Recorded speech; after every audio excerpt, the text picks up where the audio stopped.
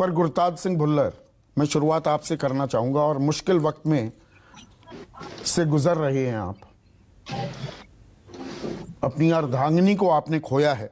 मैंने शुरुआती संबोधन में कुछ जानकारी दी, हुआ क्या परसों, थोड़ा आप बताइए। यही 12 तारीख के करीब शाम 6-6:30 बजे की घटना है। मैं 4 बजे के करीब, 3:30-4 बजे के करीब दिल्ली से आया था घर पे। तो मेरी पत्नी गुरप्रीत कौर जो सरकारी नौकरी करती है सोसाइटी में, कोऑपरेटिव सोसाइटी में, वो भी आई थी वहां से घर। तो मैं घर जब पहुंचा तो मेरी थोड़ी बुखार था, मुझे तबीयत खराब थी। जब मैं दिल्ली से आया तो उन्होंने मुझे घर पे टैबलेट वगैरह दी और मैं लेट गया। तो मैं लेट गया, तो जैसे मैं लेटा तो थोड़ी देर बाद मेरी एक बेटी है 4 साल की और बेटा है 4 महीने का। बेटी मेरे को उठाने आती है, लेकिन उसकी मम्मी उसे कहती है कि बेटा अभी पापा को सोने दो, बुखार हो रहा है।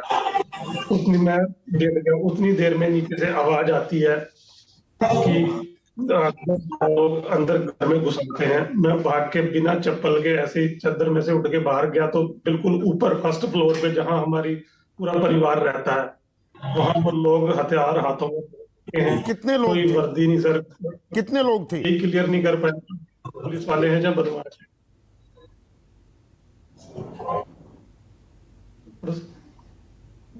सर, जिस दिन करवा चौथ का दिन था, 13 तारीख, मैंने उस दिन अपनी पत्नी को उसकी चिता में आग दी मैंने उस दिन।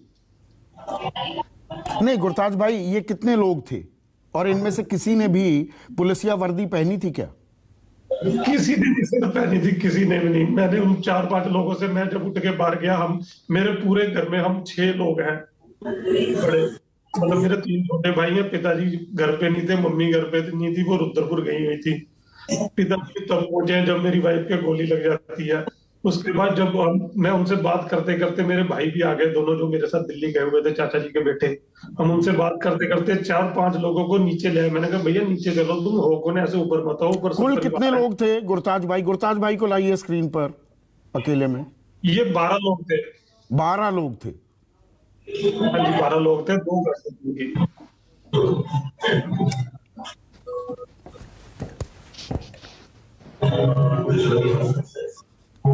तो फिर क्या हुआ?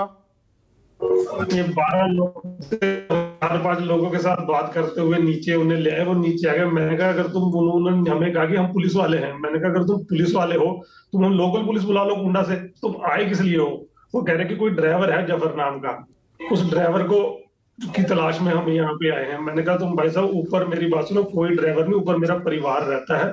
परिवार में ऐसे किसी आदमी को हम नहीं रखेंगे, क्योंकि मैं जनप्रतिनिधि हूँ। 20 लोग आते हैं लेकिन कभी किसी को ऊपर नहीं लेके गए हम, और ना मेरे परिवार के ऊपर कोई जाता है ऐसे बाहर का लोग।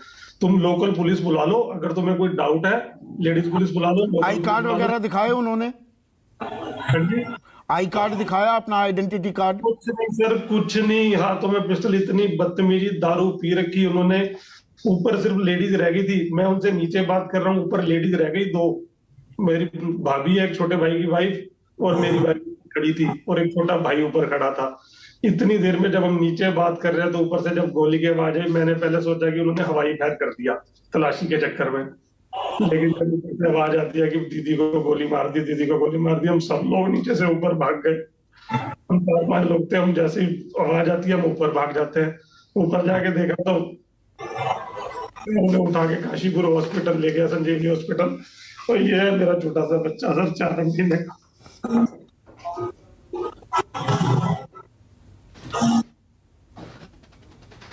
गोली चली, आप ऊपर भागे, पुलिस वालों ने क्या किया?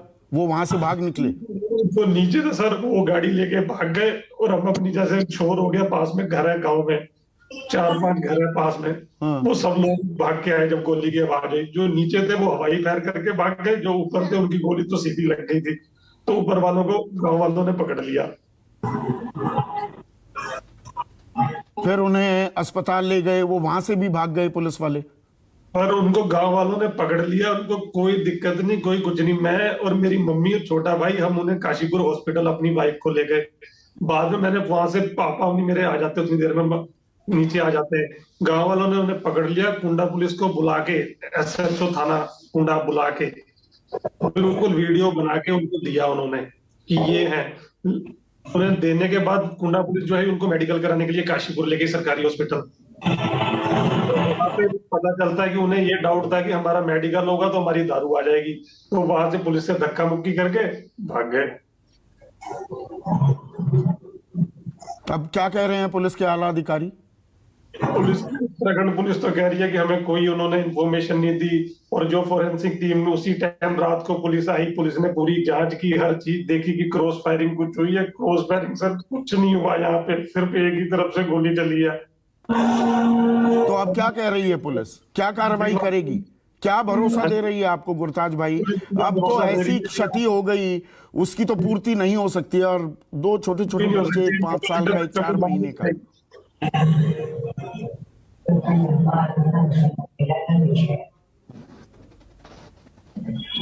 पुलिस कुछ भरोसा दे रही है आपको? हाँ जी, उत्तराखंड पुलिस भी दे रही है, सरकार भी, दोनों जगह बीजेपी की है। इधर भी भरोसा दे रहे हैं, उधर भी दे रहे हैं, कह रहे हैं कि आपको न्याय मिलेगा। लेकिन न्याय का मिलना मेरे को सोच इतना सुनने को मिल रहा है कि वो उल्टे सीधे मुकदमे बना रहे हैं जो आगे यूपी में।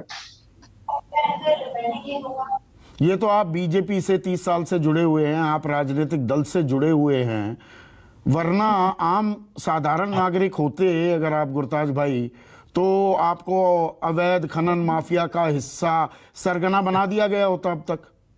सर मैंने एक आईएलएस इंस्टीट्यूट चलाया काशीपुर में बच्चों को पढ़ाने के लिए, और मैं 7 साल से एक नशा मुक्ति केंद्र चला रहा हूँ, ट्रस्ट बना के, एनजीओ।